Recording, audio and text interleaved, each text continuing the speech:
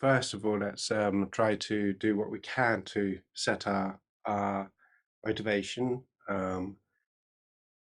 and again, to consider the benefits of working to help everybody, regardless of whether or not we believe in any future life, and to consider um, that of all of the things that we have done and we are doing in our lives, those which have most value are those which benefit the world. While it might be difficult to imagine us becoming Buddhas, we might recognize that being such as Buddhas, who are enlightened and able to see the needs of individuals who they meet, um, are being free from a contaminated mind, are most able to help from moment to moment the world. And therefore our motivation to become Buddhas, or to certainly tread towards Buddhism, if nothing else, towards Buddhahood, if nothing else, um, is always going to be a valid and beneficial approach, that itself helps the world, both by setting an example, um, but also by helping us to restrain from those activities which would be harmful or disempowering, and would also to increase the idea of working for the world as a whole, or the universe as a whole. So the purpose here today is for us to consider these things and to listen to these experienced teachers via the Lam Rim Chenmo and the tradition of the Lam Rim, who also share these views and have some experience, unlike us, who have little or no experience, and therefore are able to offer us some sort of approach to recognizing how we could tread the similar path.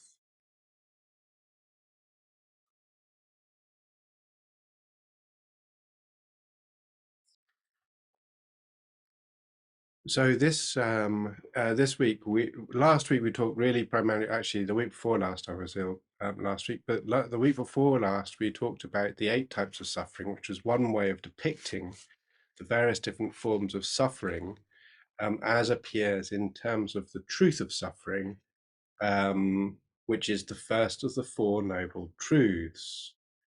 We were what we're trying to do again, to remind ourselves of the 4 noble truths, is to recognize suffering. And when we recognize suffering, the suffering nature of phenomena and the suffering nature of our existence, is not to make us feel miserable, although if we have an untrained mind, that is exactly what can happen, but to um, become disenchanted by these things that otherwise we would consider to be important and necessary or useful. And one of those aspects is primarily um, uh, uh, refocusing or readjusting our priorities and those spheres of activity that consume our lives, or including our minds. So the big things, in a sense, often the big things that we have in our daily lives are: we need to have a greater wealth, or more job security, or a happier, more friends, or fame, or all of these different things, and so on, and primarily they seem to be very, very large and important components to our life, especially within a normal sort of conventional viewpoint. And actually, from a Buddhist viewpoint, they are no value, or little value. There is some value to it, in terms of as long as one is actually engaged in the path. But the point really is that what we want to do is to try to recognize that without our training, without being trained in the path, without training ourselves in the path and using any benefits that we do have for that purpose, they are force. They have a force value to them. They're empty of the value that we invest in them. And because of that, what we're trying to do is to begin to reassess and revalue or develop a transvaluation of what is really important. And that transvaluation, one of the ways in which we do that is to recognize the suffering nature, which is the way in which is traditionally been called, or dukkha, of the dissatisfactory nature, if we prefer, of these sorts of typical normal goals. So and instead, what we begin to recognize is the value of enlightenment. And the benefit of enlightenment in terms of how it enables us to actually meet our goals, one of them being the removal of suffering from our mind um, entirely, but secondly, for us to be able to benefit all beings. Now, the other aspect of this, and which is not to be forgotten from the greater approach, is it is only through the recognition of suffering and the suffering nature of the normal world that we can develop a very, very strong foundation in compassion. So our compassion depends upon our experience or our recognition of suffering. And this is one of the reasons why the human rebirth, if you like, is considered to be particularly valuable, because of this dual aspect of there being quite a lot of suffering present, and at the same time a mind awake enough to be able to engage in the path to enlightenment. So what we're looking at is not necessarily us sort of not really recognizing.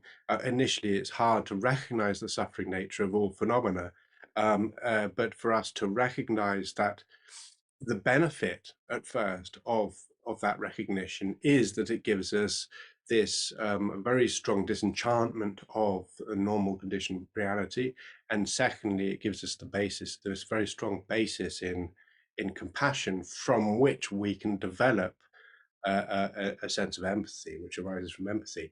So, for instance, when we recognize that even a joyful moment, purely joyful moment, while we have a contaminated mind contaminated by delusion, or specifically the delusion of mistaking what is and what is not there, we that sheer joy of, I don't know, let's see, having a new niece, or just happened for me, or whatever, is sort of tainted by this contaminated mind. So because of that, what happens is that the contaminated mind taints it in the sense that it now provides new objects for attachment or aversion and so on.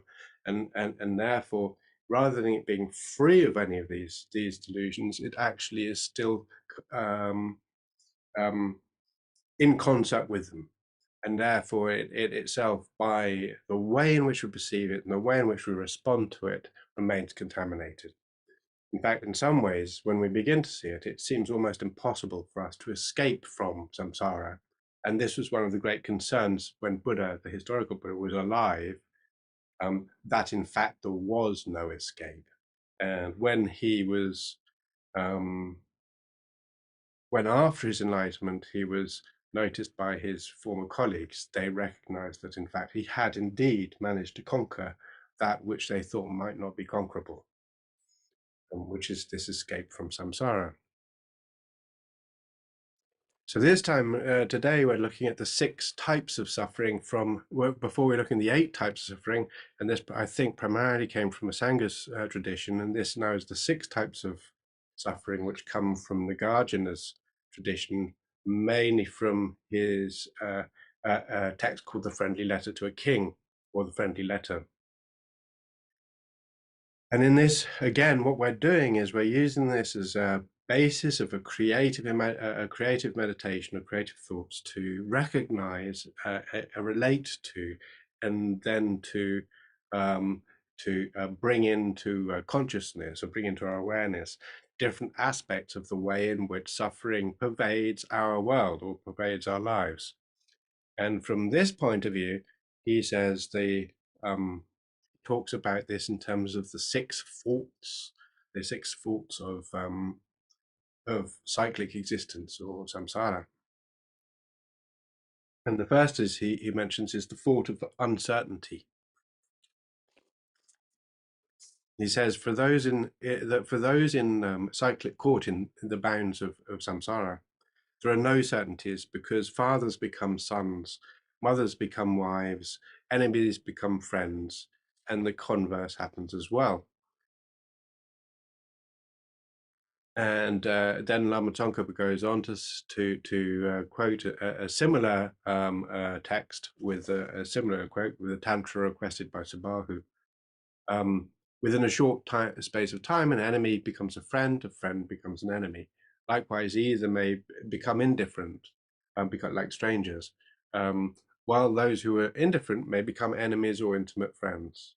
So knowing this, the wise never form attachments. They give up the thought of delighting in friends and are content to focus in virtue. So one of the aspects of this is really primarily to recognize that when we have friends, we have close friends, and we've all had close friends or have close friends, is to recognize that sometimes in some points in our lives, those friends have been deeply disappointing to us, or we have been disappointing to them, and that there's this sort of tear, this sort of feeling of often this appears as a great sense of disappointment that the expectations we had on somebody or the way in which we received them it fell through. And sometimes it's because people change over time or people drift into different paths or have different convictions.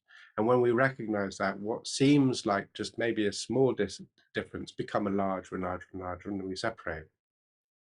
And often, especially for very close friends, one can feel quite heartbroken in the process. And of course, for those who have a much stronger or more intimate relationship, this can be very, very deep and powerfully destructive.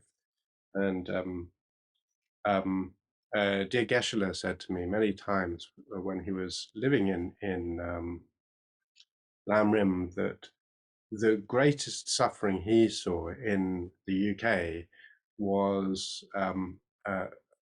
divorce. He said he saw more people coming to him with misery from divorce than anything else, including illness or disease or loss.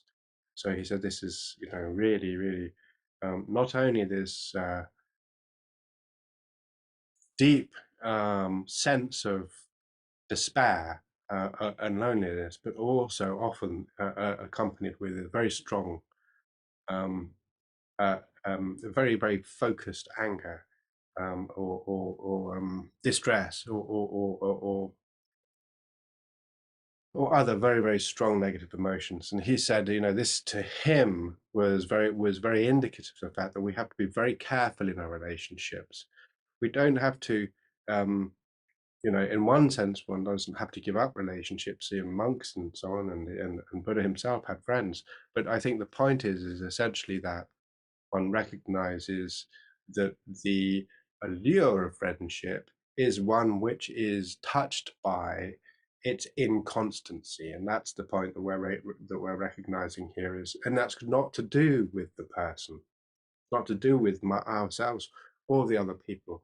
It's to do with the nature of change. So this uncertainty in terms of relationships is something that when we recognize, we're not so surprised when it happens. And so therefore there's a little bit, there's a little bit of this sort of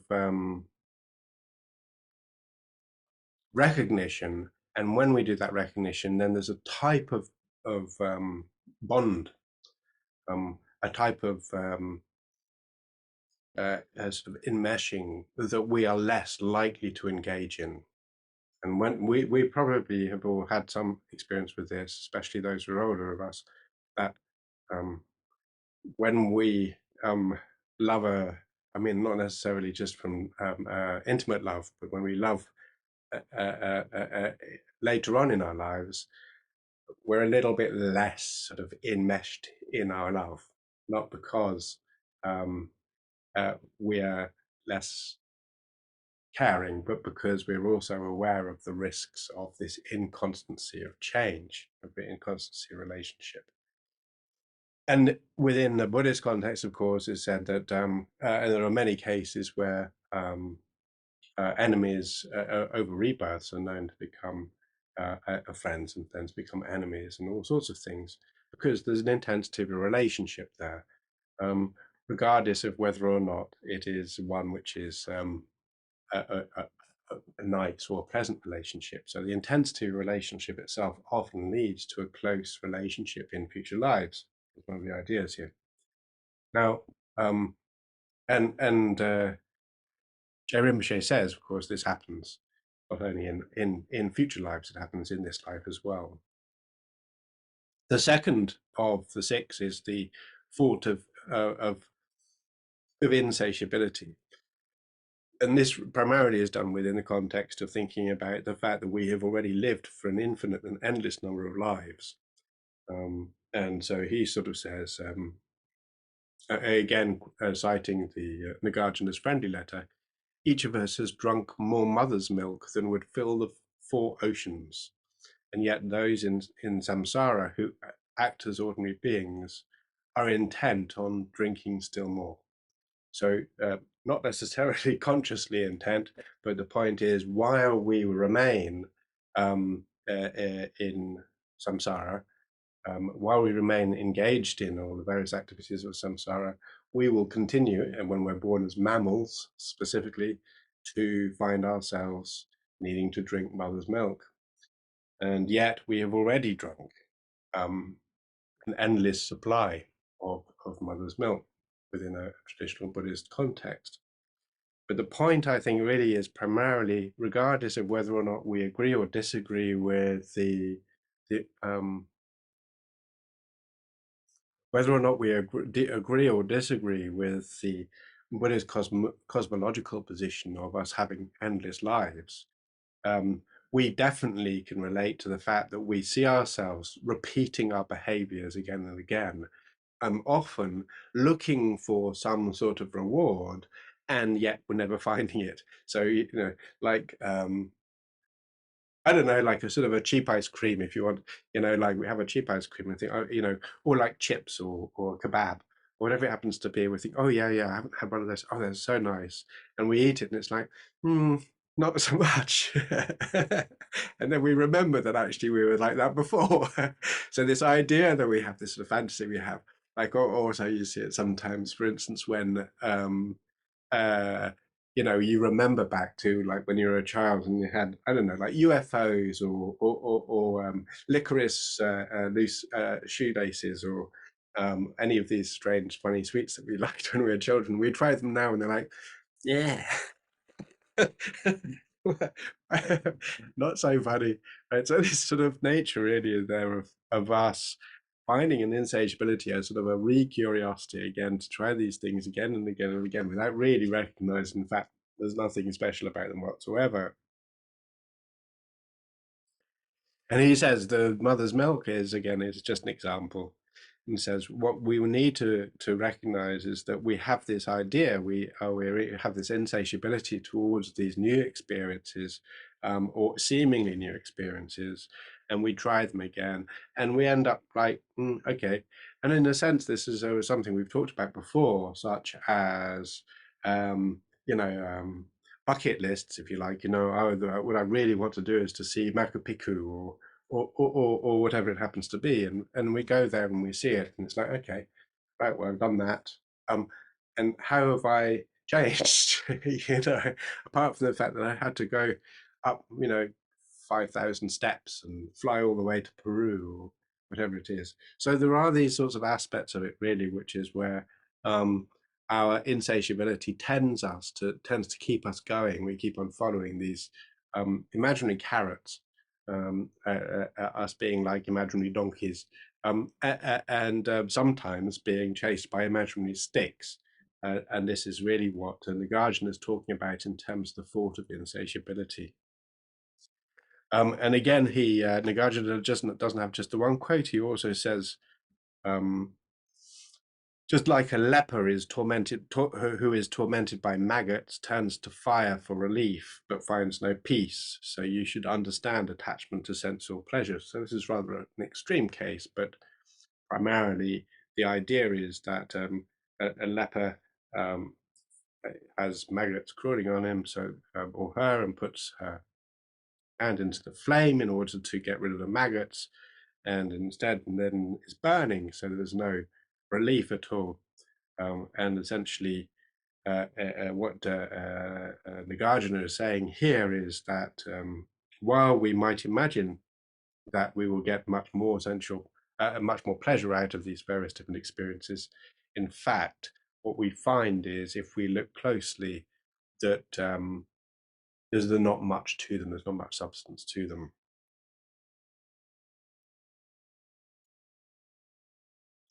And again, Je Rinpoche quotes from the Compendium of Perfections, which says, you get what you want, you use it up, then you acquire more, and still you're not satisfied. What could be sicker than this? So again, what we're seeing is this idea, not necessarily of well, I think in many ways, one of the ways in which we can look at this particular quote is it like money. You get your money, you use it, spend it all, get some more, and need more still. So we end up with this cycle of dependency upon money, without recognizing that the uh, insatiability aspect of that attachment is one which is driving us to spend our entire lives chasing the almighty dollar, um, or pound coin or whatever.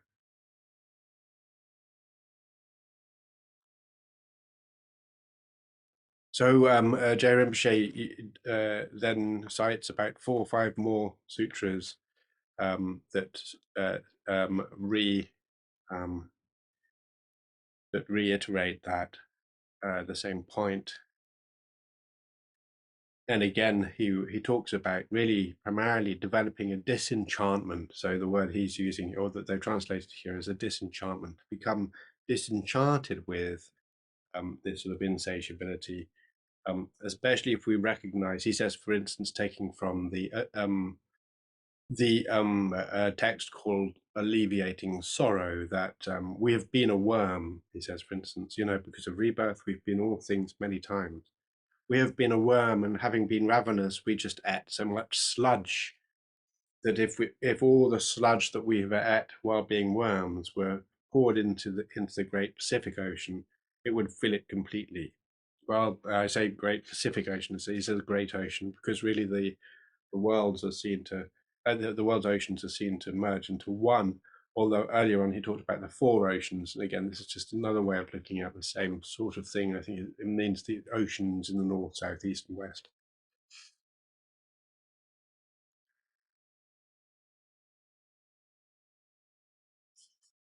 And he then cites the Array of Stalks Sutra, which says that remember the infinite bodies which in the past you wasted senselessly on account of desire and satisfaction, as many times as there are, the number of times you've done this is at least as many times as there are grains of sand in the Ganges. And yet, um, each of these times you failed to please the Buddhas and ignored the teachings such as this. So primarily, a lot of this is concerned with what we go after, but in many ways, as I said previously, it is also what we're running from, both of which are often just as uh, um, illusory or insubstantial as each other, and actually just as easily discarded in terms of recognizing that they aren't as efficacious as we imagine them to be. So, like I was saying about the sweets, they don't actually provide the same sort of satisfaction that we might imagine them to have. And likewise, our fears often are very much irrational constructs, just like our desires are, and have no substance to them. But yet, this carrot and these sticks are often those things that drive us through our lives.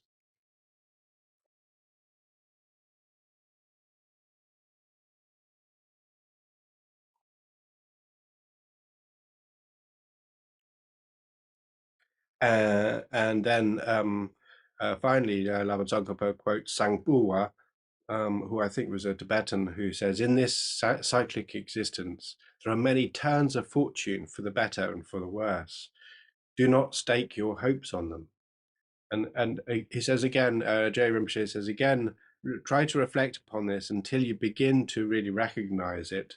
And once again, like all of these other things that we've talked about so far, to remember to sustain it in our meditation, to keep it fresh. So again, the point is it's very easy for us to slip into a sort of samsaric mindset. Why? Because that's what we're most familiar with.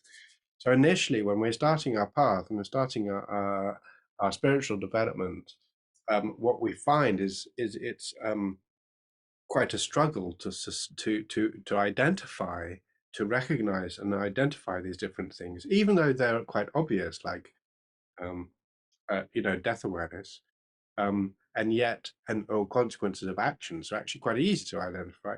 But to recollect them and to sustain them and keep them fresh, and to recognize how what the consequences they have in terms of the way in which we perceive things is quite a challenge. And then later on, as we become more associated with them, it becomes easier and easier for us to recognize these naturally, spontaneously even, and becomes harder and harder for us to find ourselves engaging in those activities which would essentially subvert our new insights. So there are things we just would choose not to do. We don't have to. Many of these texts, many of these sutras talk about all the amazing qualities that are developed from being on the path, and yet when we actually experience it, it's like, well, yeah, of course, because they're no longer available. These are actions that would take us off the path are no longer available to us. We wouldn't even want to consider them, right? So it requires our application. We have to do the work in that sense. We need to recognize in ourselves where our strengths are and play to our strengths. And we also need to recognize our weaknesses and address our weaknesses, and use both of these to help ourselves along the path step by step. Now, Ken Pema Gyaltsen Rinpoche, who is one of the great Rinpoches who helped to inform the Lamrim translation committee, said that sometimes when we're doing this, it's hard enough to make a single step. To do a single step in our journey is hard.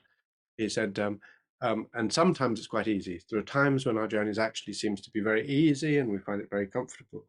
And then there are some times it doesn't matter where we are, how enlightened we are, this is the case.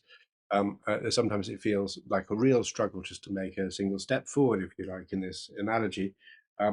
He said, but generally, if we can try not to deviate, to stay on the path, and again, not to stop or to go backwards, then that's the best.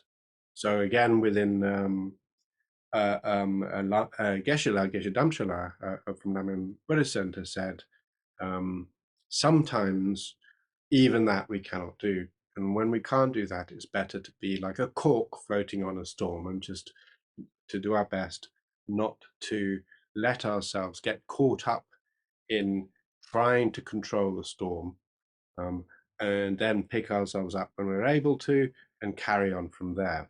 So these sorts of things are how to practice. I'm talking about this really primarily because sometimes the journey feels almost impossible. For some people, the journey seems impossible before they've even engaged in it, and I would always encourage people to have a go, rather than necessarily just write it off as being impossible. because you could be quite surprised. Anyway, the third fault is the fault of casting off bodies repeatedly. So this is the idea of saying that one of the problems that we have in terms of in samsara is that we don't last very long. And we're going through this continual cycle of death and rebirth, which is very, very obstructive to our practice. On the other hand, because we age and we get ill and we have all these other issues, it's necessary that we cast off our bodies, because otherwise we'd be able to do very, very little at all after a short amount of time with our bodies as they are. But he again cites Nagarjuna's friendly letter here and says, each of us has already left a pile of bones that would dwarf the highest of mountains. So this is an idea of remembering or reminding ourselves that that we have been through many, many rebirths as vertebrates in this particular case, but also possibly as invertebrates, and created the great big chalky cliffs of Dover. We might have contributed many, many times to being a part of the Great Barrier Reef, or the cliffs of Dover in some of our previous lifetimes. I don't know. I'm just saying, primarily, is that one way of looking at that when we see these amazing biological geological formations, such as the cliffs of Dover, made up just from the skeletons of small organisms, is that one way we can look at that is to think, yeah, there are my bones. How many lives have I lived?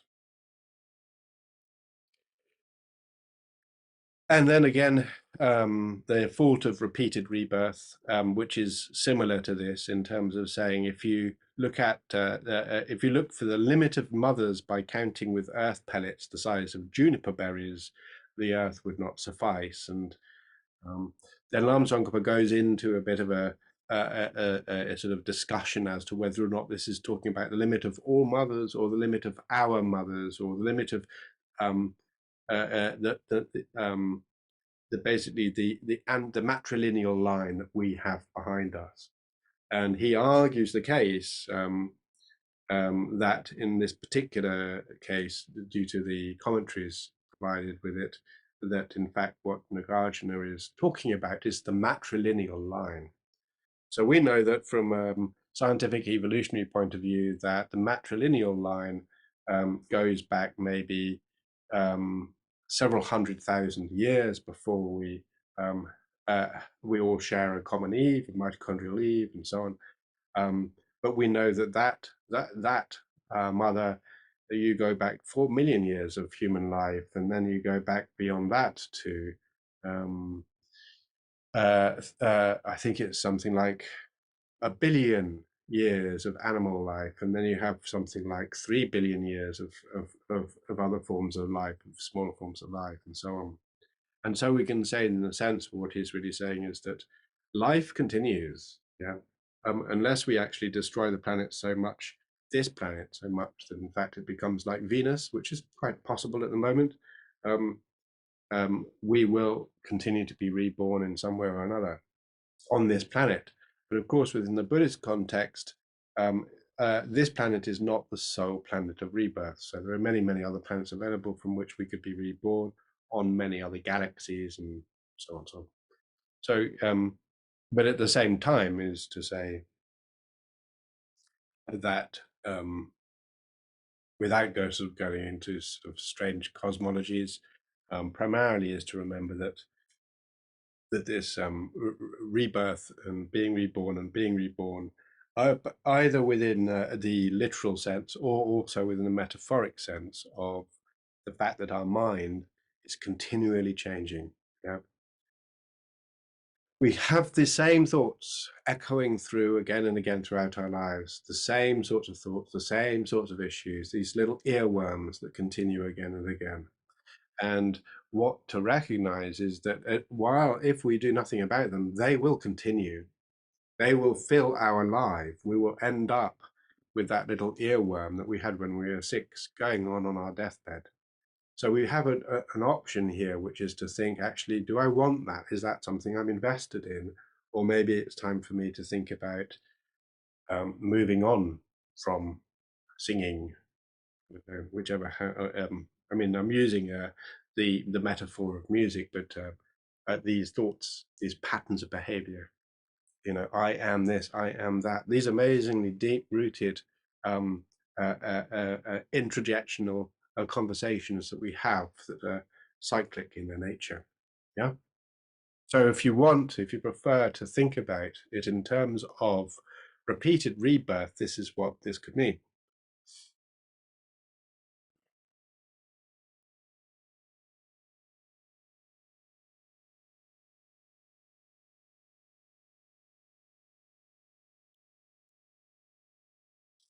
So in a sense, Chandrakirti then writes to say, and this is Chandrakirti was a student of Nagarjuna.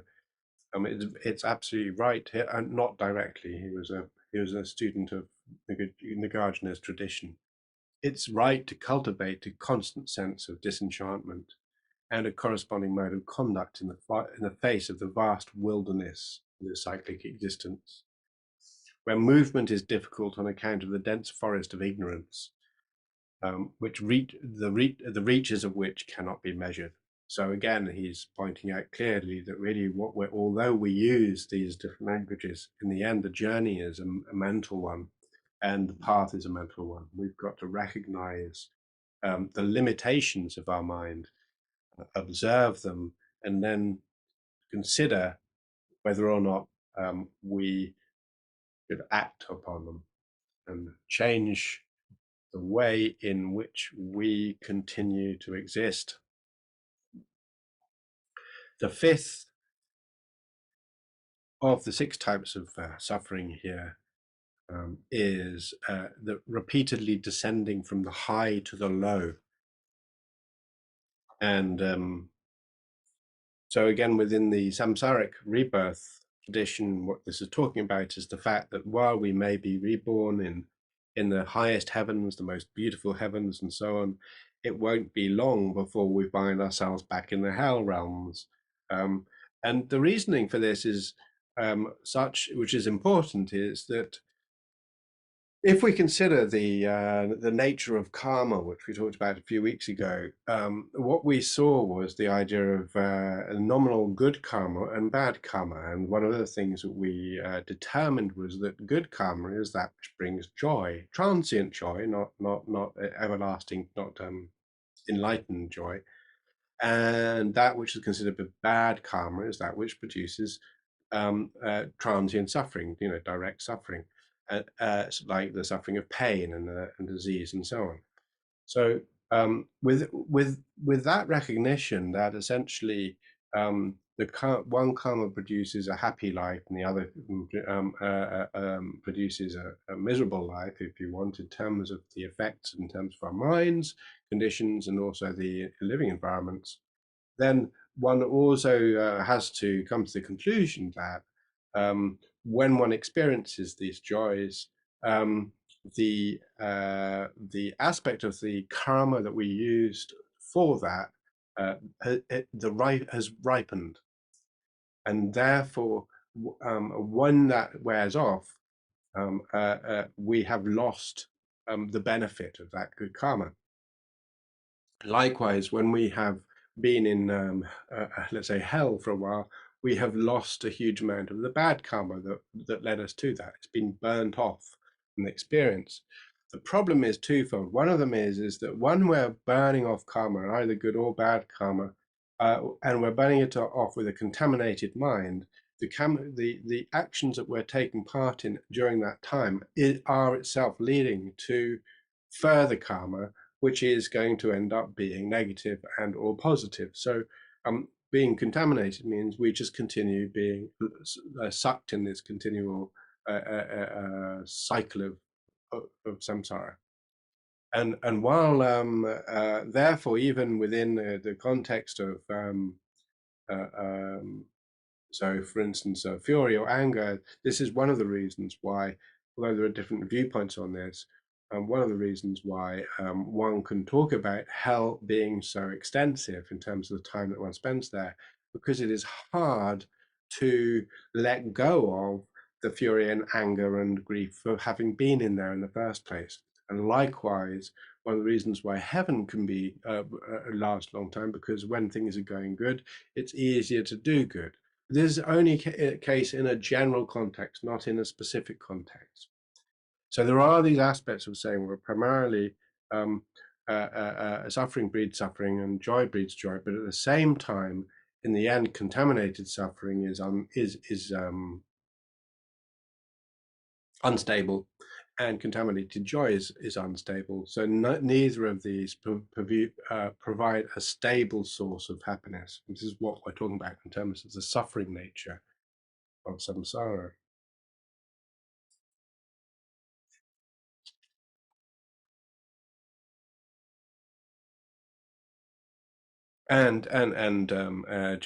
Jeremy cites a very long set of verses from Nagarjuna's friendly letter here.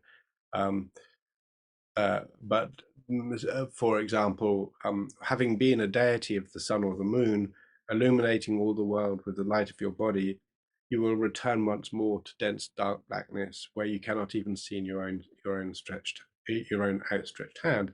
There's the idea of saying, for instance, you might be reborn as Surya, the sun god, or Chandra, the moon god, and yet while you live in this pure radiance of being the sun or being the moon. Um, and then when you cease to be the sun god or the moon god, then you end up just being like everybody else in that sense. Um, I think importantly is not to necessarily have to, if one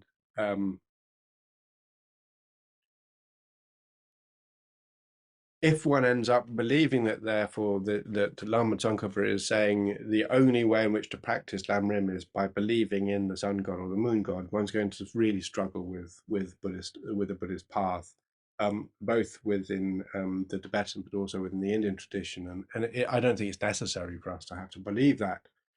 I think, as I've said before, what we need to recognize is that the path itself, it is very clear about what is relevant and what is not relevant. And even within that, for instance, there are aspects where we can take to be internal only, and those which we can take to be metaphysical. Um, but we do not need to believe that that there are, that the world is flat, or that the sun is a god, or that the moon is a god. I think these things primarily belong to an earlier age, and were very useful, possibly to some practitioners at that time. And yet nowadays, I think, in terms of the way in which the Dharma is presented, they are more likely to cause, if they're treated as being real, sort of a disaffection rather than a recognition of what they represent at the metaphoric or the mythical level. So I think there's still a huge amount of truth there, but I don't think one needs to believe it within a material system.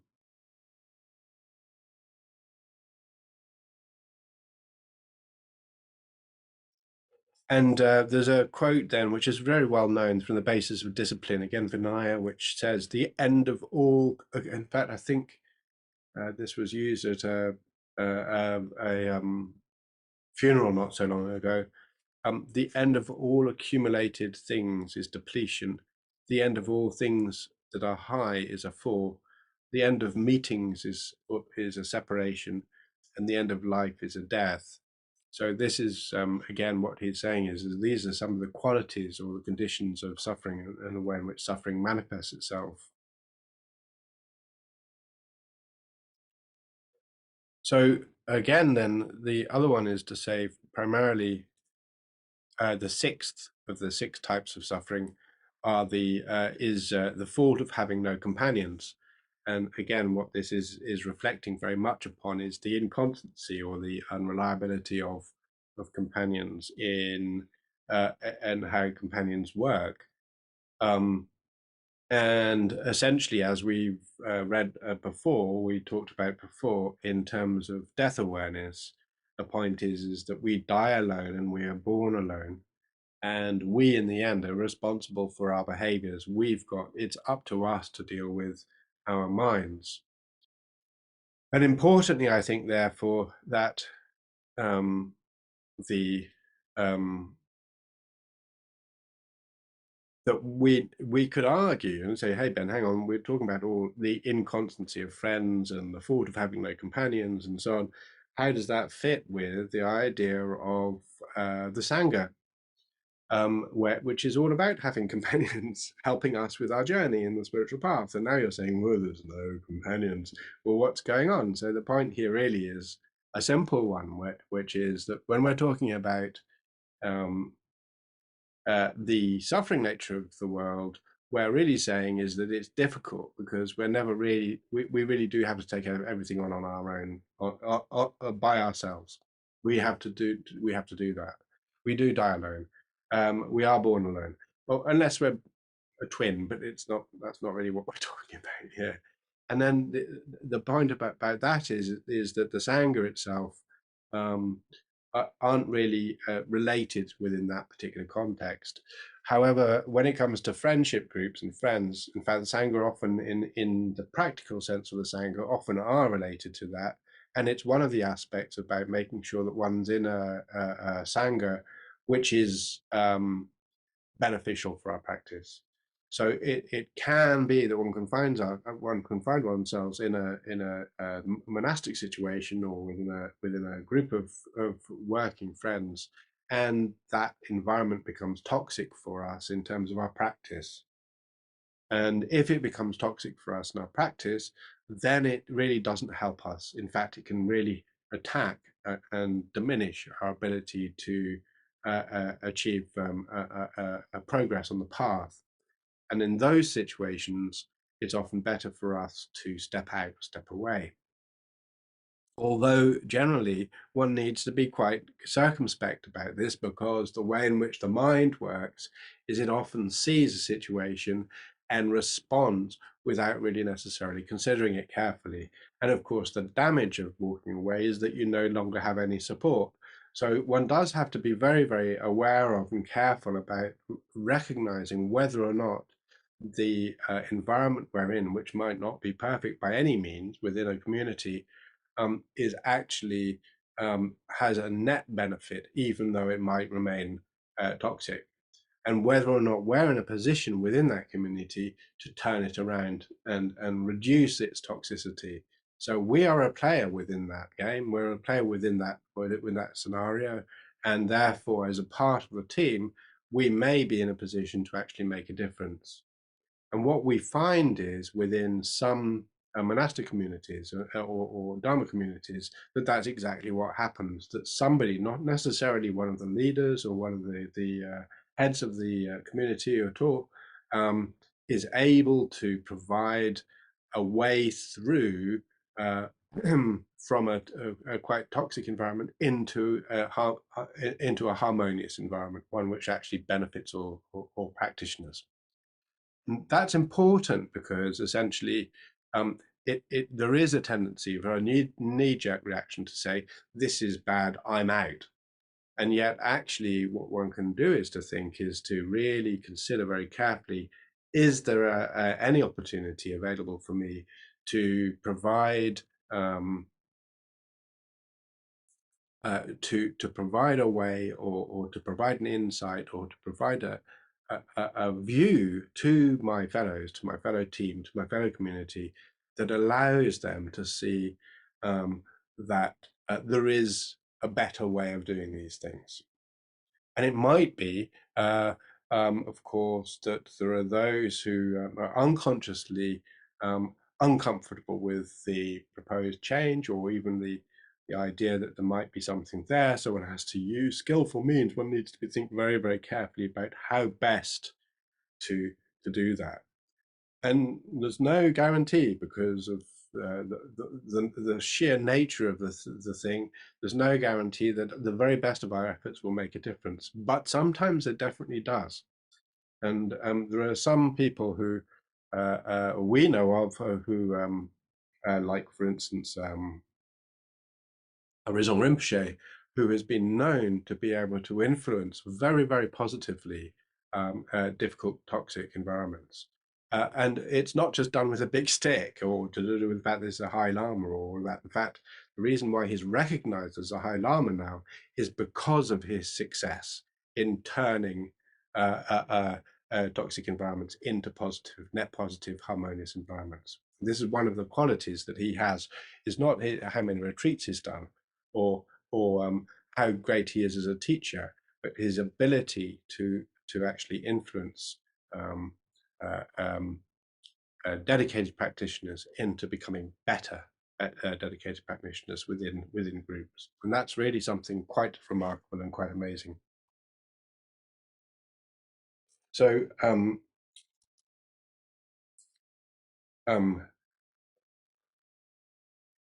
Lama Tsongkhapa then goes on to say again. So we cited the Shantideva here, engaging a bodhisattva Charivatara. You're born alone, you die alone. As others cannot share your suffering, of what use is the hindrance of loved ones? So this sounds very strong, that he's saying you shouldn't have any loved ones, but as I said before, the point about it is to recognize the risks and benefits of loved ones and families and so on. So it's not just about the Dharma community, it's also our communities, right? So we can look to see whether or not we can actually improve the, and develop and encourage harmonious environments, and this includes our families and our friendship groups, and so on. So I think one of the aspects I would want to say is, if we're looking merely for joy, or if you want, we're looking merely to have looking merely for confirmation from our peer groups or our friendship groups, such that it makes me feel good about who I am, then there isn't much value to it. But to recognize that we can actually do something quite transformative, very, very gently, and in a way which everybody actually benefits from it, then friendship groups are extremely useful. So this sort of thing is to recognize that we can make a difference. In fact, often the way in which we're going to make a difference is through those teams and groups that we're a part of, not separate from them. And therefore, one does have to be careful about saying that, recognizing that what is being talked about here is that when we're looking to find happiness from these entities or these groups or these things, then we're going to be disappointed. They're not reliable. They're not reliable sources of happiness.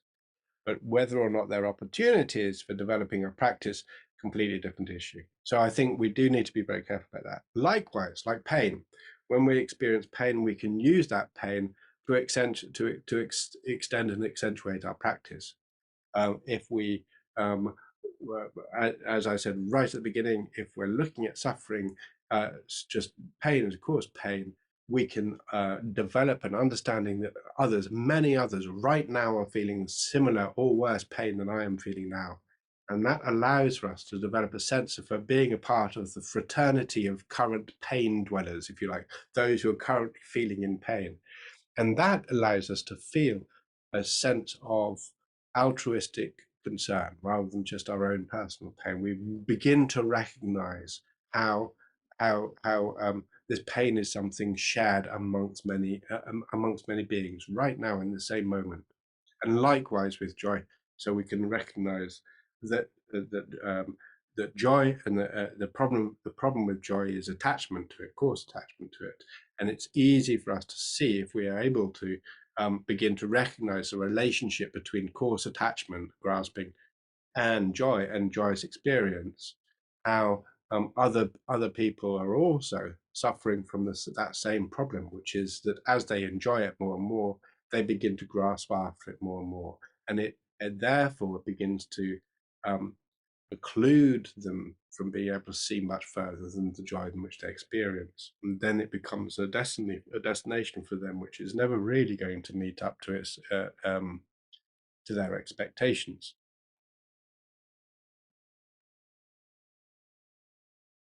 So then Je Rinpoche summarizes the six faults. He says, in cyclic existence, there is no secure base that you can count on. And again, this is very much, although he wrote this in the 14th century, the language secure base is quite interesting because it lends itself to some modern ideas.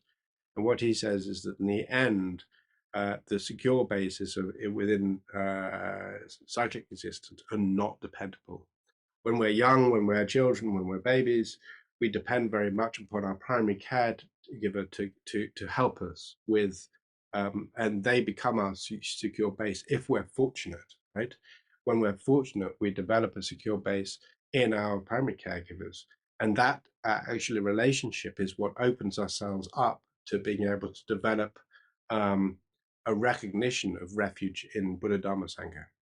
So it's really important for us in terms of our spiritual practice to have to work on, develop the idea of the secure base in terms of our parent or primary caregiver relationship, but at the same time, outside of the Buddha Dhamma Sangha, there is nothing that really is secure because it is contaminated by the fact that it is a part of samsara and samsaric existence.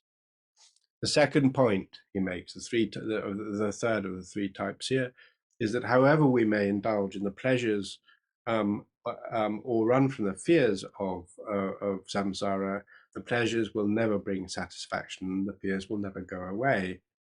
And then again, thirdly, the last is we have all been caught in a cyclic existence from beginningless time, we remain within it.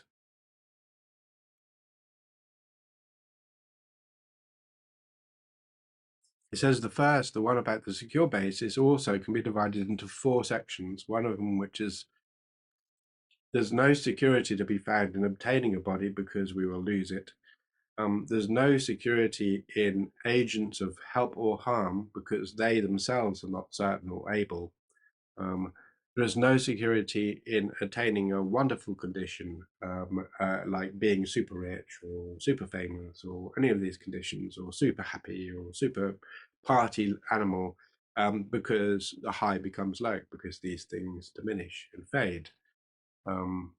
And lastly, there is no security in companions, which is what we were talking about earlier on. For at death, you go without your companions.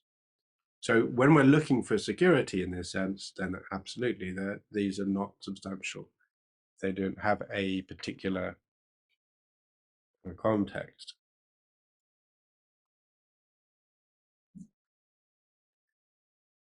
So it's 7:30. Okay, well, I think we're going to go a little bit into chapter 19 now. Yeah, only a little bit, I promise. So we then move away from looking at the 8 sufferings and the 6 sufferings, which are different ways of looking at the way in which suffering affects us in terms of the 4 noble truths. And then Je Rinpoche uses the very, very well-known traditional tripartite threefold division into what is known as suffering of pain, the suffering of change, and the suffering of conditionality. So I talked about this a few weeks ago, 3 weeks ago, I think. But what I want to do, clearly the most easy for us to recognize immediately is the suffering of pain. And Je Rinpoche talks about this. He says it's like when we have an inflamed boil or burn, and its contact arises with an irritant such as a salt water, it becomes very, very painful indeed. And he says if you want to recognize the feeling of pain, this is it. Yeah. But I think some of us don't need to go and do that. I think we all have had some experience of pain. Anyway, he says, Jeremy says, painful feelings like this constitute the suffering of pain, because as soon as they arise, the body and the mind is tormented, completely tormented. And he then says, this happens both on the surface, but also deeply, like in terms of a kidney pain. And as he said before, he says this is not just the feeling. It's not just it's not the feeling of the pain. It's the mental torment, which is really where the pain resides. So the suffering of pain is essentially, the pain is almost incidental to the suffering. The suffering itself is the torment that arises from that pain. And mental torment, generally what happens when we have mental torment, I think some of us, I think nearly everybody has this experience, and it's easy to recognize, is essentially when we have that torment, it's very, very hard to think of very much else. When we focus on that torment of pain from something, it's very, very hard for us to recognize or to focus on anything else. It becomes the center of our focus. There is also this sense of a very, very strong despair or unhappiness, lack of joy, agitation. An agitated mind arises. Um, there's a sort of driving need to try to resolve it that's not necessarily available to us. We begin to think of what measures we can take to alleviate it or to help it or to cease it. Um, and are quite willing in the moments, especially of pain, to consider activities that we would not normally ever consider, include, let's say, for instance, we wouldn't normally want to ring the doctor, but it's like, okay, well, I can ring the doctor. Some of us are more scared of doctors than others. Tibetans notoriously tend to be fearful of doctors, but essentially there is this thing of yeah, once I have this pain, then that torment prevents me from being able to do very much else. And so we're trying to do, as I said earlier on, when we have this suffering, this very coarse suffering or torment, then the idea primarily is to one can begin to try to use it to help to develop a sense that we're not alone in it, which helps us with developing our compassionate mind later on as well. So then this suffering of change is really about where we are looking at the pleasure, the maybe again he talks about a burn or an inflamed boil, and he says there's a sort of a degree of pleasure found when we put a burn under cold water because there's this relief of immediate suffering, but as we leave it there, this temporary feeling of pleasure goes quite quickly and the pain reasserts itself. Um, and again, he says this suffering of change is not feeling, not only the feeling, but also the main mind and other processes, mental processes that are related to it. Um, and in many ways, when he says the contaminated objects, which when perceived give rise to that feeling. So there are many other cases. Although he concentrates on burns and boils, particularly in this particular text here. What another example often given by Geshe Damchola is that, like, when you're sitting in the sun and you're enjoying the sun and you're like, oh, it's lovely, and then you just feel too hot, so then you move to the shade and it's like, oh, it's so nice in the shade, and then you feel too cold and you're like, oh, it's just too chilly, I'm going back to the sun, so I go back to the sun. Like that. And so we have this thing where we're never really able to be satisfied for very long before the situation which we're in actually begins to agitate us.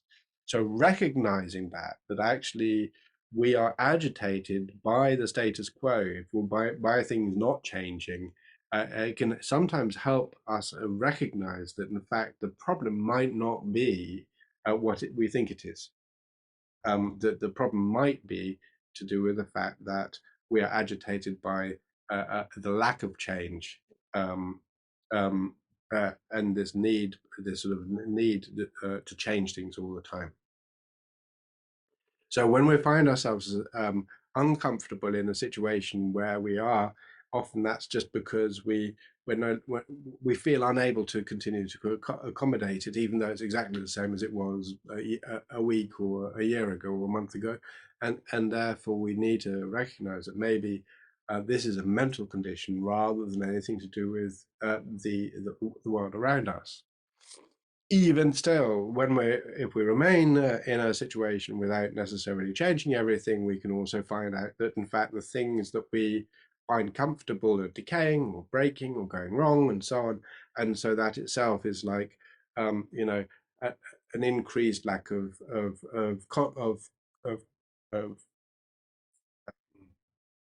contentment,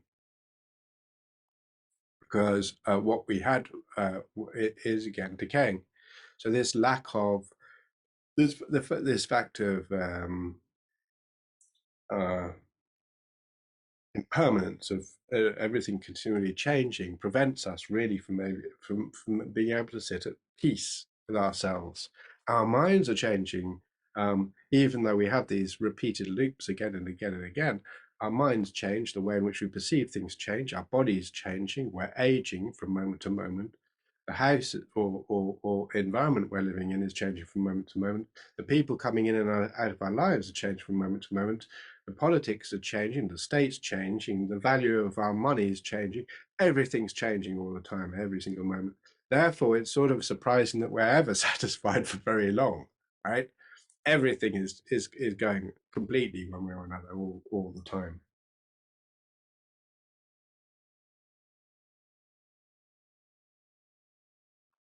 So then Je Rinpoche goes into talking about the suffering of conditionality, which is primarily the most important aspect, the most important suffering to recognize. And the reason for this is because conditionality is, whereas there is sometimes a temporary or the sort of feeling of a temporary lack of physical pain, physical suffering, physical torment, where one can feel there's a temporary absence of the suffering of change. The suffering of conditionality is not there is no relief from it. It remains at every single moment, from moment to moment. And therefore, it is this, when we can recognize this most clearly, when we can recognize this, then we can really begin to have developed this true renunciation, the willingness, this transvaluation to recognize that one can no longer be comfortable with the suffering of samsara. And with that specifically, when we can recognize this continuum of suffering, of non-stop suffering, or of conditionality, then one also develops the compassion, the universal compassion towards all beings while they remain in samsara. And this becomes quite clear, very, very clearly, the basis of what is known as universal compassion, complete compassion. So it while suffering of change and suffering of pain are much easier for us to identify initially, and they definitely help us with developing compassion, developing a disaffection with or a disenchantment of samsara. It is suffering of conditionality, which is the basic basic source of our compassion and also our renunciation of samsara. So in many ways, one can argue that our primary goal in our path at first is to recognize the suffering of conditionality, because when we recognize it, we engage in it, perceive it, then we are actually path treaders. We are sincere in our practice of the path. Anyway, I think my cough is telling me, and the heat is telling me, that today we're going to finish a little bit earlier. And we will carry on with the path, the suffering of conditionality next week, where we can talk about it in some detail. And then when we move on to, we've only got a very little to talk about the meaning of conditional suffering. We will move straight into the cause of suffering, which is the second of the Four Noble Truths. So, and then we'll be much happier. Okay, so I want to dedicate any merit from this any benefits at all from this today's talk to trying to help to recognize and realize the Buddhist path to enlightenment, such that it opens up enough to be able to take part in it, practice it, achieve enlightenment, but the whole way through, both while practicing and as a Buddha, to be able to benefit all beings who I encounter, sometimes in the smallest way. To consider, to continue to work on and consider how I may benefit those who are close to me, or who I'm close to, both within the individual but also within groups, and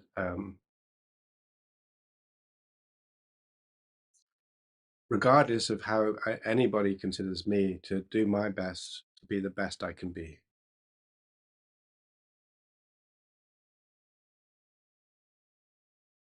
Okay, thank you very much indeed.